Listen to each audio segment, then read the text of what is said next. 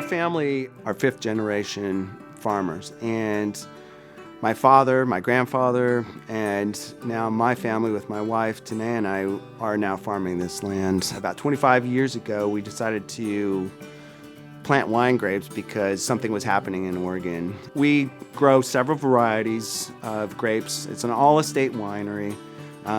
So we farm about 15 acres of grapes and started planting in 1999 with Pinot Noir.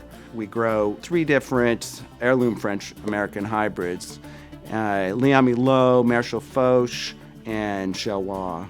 And on the white side, we grow one called Phoenix.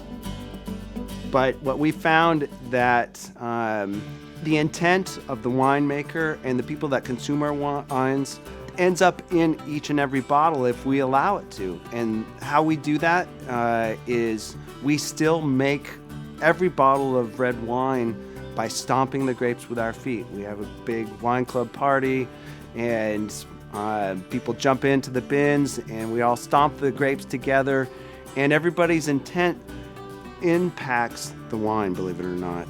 We start with treading the grapes. We stomp them, whole cluster 100% wild yeast fermentations that end up producing unique flavor profiles that have depth of character. When we approach our farming practices with the intent of harmonizing with nature, it translates and cascades into the wine itself. And the cycles of the sun and the moon and the weather, how the temperature changes up and down, heating and cooling, all that naturally ages the wine. That profile speaks to people because it's more approachable. And historically, in cultures all over the world, wine promotes community.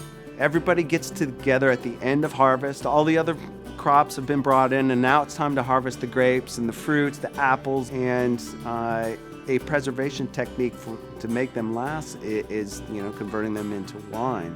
The old world, which we would consider the Eastern Hemisphere and Europe and that kind of thing, still wine is part of daily life consumption. But here in America, there's been a transition happening from it being a specialty drink to more part of daily life.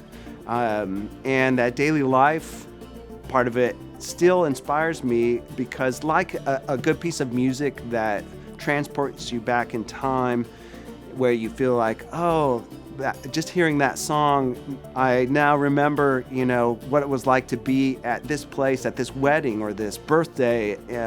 Wine has that same capacity to transport you like a time machine.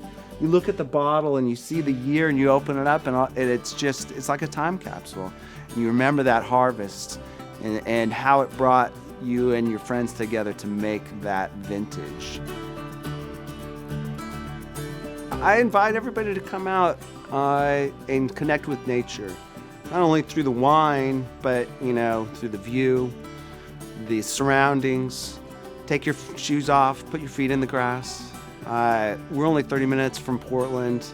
You have an opportunity to connect with nature here.